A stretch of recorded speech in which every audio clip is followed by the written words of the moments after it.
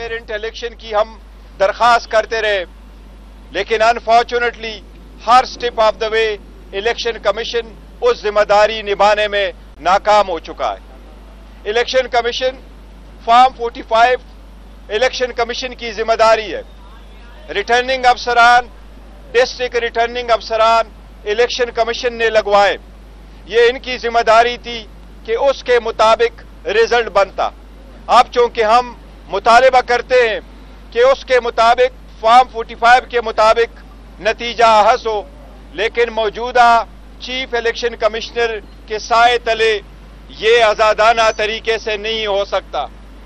Chief election commissioner चूंकि मुतनाज़िया हो चुके, वो free fair and transparent election कराने में नाकाम हो चुके, लिहाजा आज खान साहब से मुलाकात के बाद Pakistan Tehreek Insaf chief election commissioner से बाज़ाबिता तौर पर इस्तीफा का मुतालबा करती है। वो इदारा जो आईनी जिम्मेदारी निभाने में नाकाम रहा है, उसके सरबराह का कोई हक नहीं पहुंचता कि वो मजीद एक दिन भी इस ओहदे पे कायम रह सके।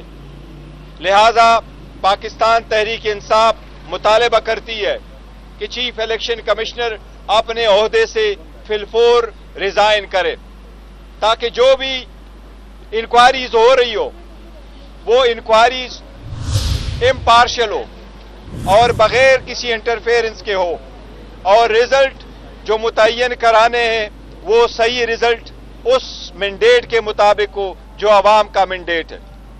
उसके साथ ही साथ जो कमिश्नर रावलपिंडी ने स्टेटमेंट दी है, उसके मुताबिक हम मुतालिबा करते हैं कि वो एक वेसल ब्लोअर थे जिसने सबसे पहली खबर दी कि यहां धांधली किस किस्म की हुई है।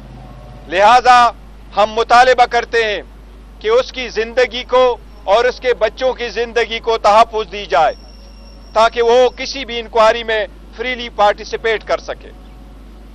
इलेक्शन कराना इलेक्शन कमीशन की जिम्मेदारी थी। उसके बाद जो हुकूमत बनती है अवाम की उमंगों के मुताबिक तब चल सकती है जो हुकूमत अवामी मैंडेट लेके आती है, ना कि स्टोलन मैंडेट हो। इसके आने से अगर free fair transparent result declare नहीं होता और फॉर्म 45 के मुताबिक रिजल्ट नहीं आता, इससे IMF का प्रोग्राम भी बहुत ज्यादा डैमेज हो जाएगा, क्योंकि पाकिस्तान इस वक्त किसी भी इस किस्म के इकनॉमिक टर्मोइल का मुतहम्मिल नहीं हो सकता।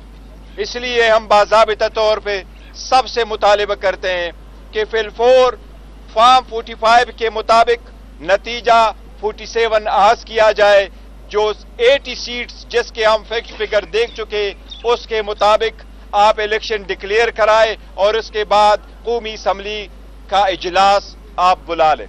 ये हमारे आज के लिए जरूर लाजिम मुतालिबात है।